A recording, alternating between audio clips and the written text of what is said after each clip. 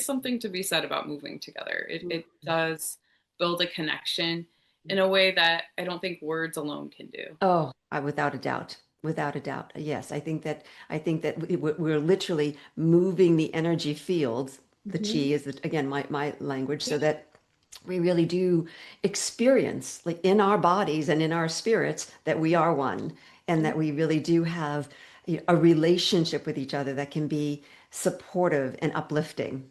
I love that. Changing our movement can change how we feel. So it sounds as though this could be, probably is an intentional process by which what you help take someone from feeling in a way that they would rather not, grief-stricken, angry, overwhelmed, depressed, into an expression that they'd like to find themselves in, sort of at peace, at ease, comfortable in their body. Does that make sense? Did I Yes, describe that well? absolutely. I think the first step for a lot of people can just be connecting with the body, right? So how many of us don't notice that we're starving until the end of the day, or we don't notice how we're feeling until it's like a big eruption of emotion or a really strong signal. So if we can connect with our bodies again, yes, sometimes we have to feel the grief and the pain in order to let it go. Again, I think it comes down to if you're breathing, you could do dance therapy. My friend did dance therapy with people in hospice. Mm, Will their level of comfort, if they're used to high intensity exercise, and I say, hey, can we slow down? But this is part of the work, right? We're expanding their movement repertoire because you can't be high intensity all the time. That's not going to be good for you. right. But there might be some discomfort around it, right? Mhm. A good example would be um, I worked in a men's prison, and it was a psychiatric hospital on a men's prison ground.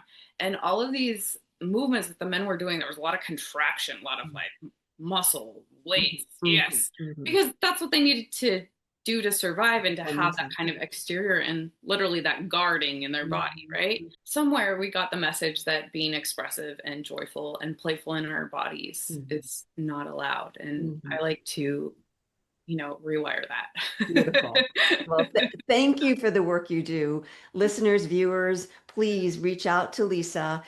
As this resonates with you, check out her website, schedule a call.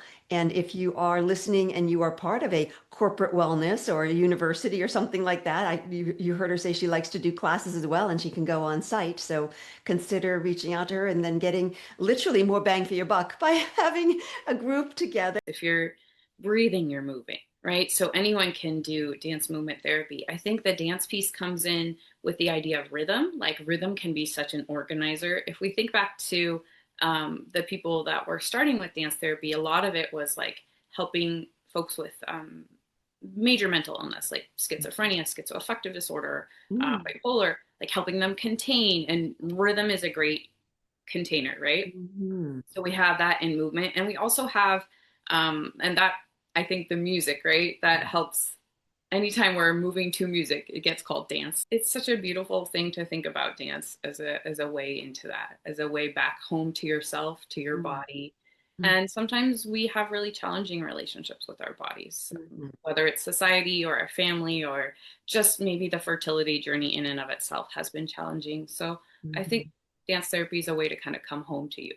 That's beautiful. Yeah, I can, and it could be, generational, or religious, or it's other kinds of confinement that we don't even realize, were part of our makeup from the time we were very young. I don't Um, think anybody goes through fertility struggle saying, "Wow, this is cool. Give me more of this." right. And there's like this, a lot of times in our lives, there's this imaginary version of what our life is going to look like. And then there's actually what our life is going to look like. And if we spend all our time over here with the imaginary version and being so upset that it doesn't look how we thought, I Mhm. think we end up with a lot of pain and suffering for sure. Mhm. Mhm.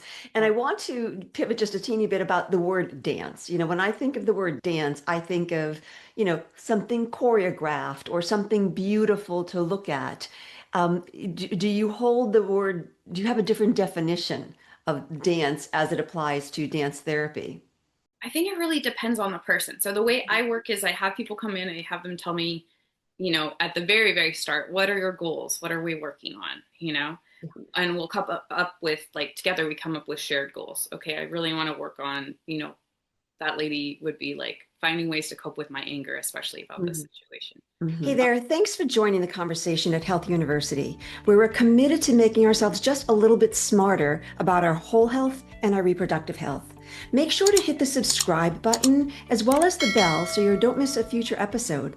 Leave a comment below, especially if there's a topic you want to learn about. We're happy to know and to include that in our episodes. And since 1 in 5 people are determined to be struggling with fertility, share this with 5 people. You're bound to help at least one change the course of their fertility struggles and help realize their dream of family. We value your time and we keep these recordings as succinct as possible. But if you want to listen to the full episode, just click below and the entire episode is there at your disposal.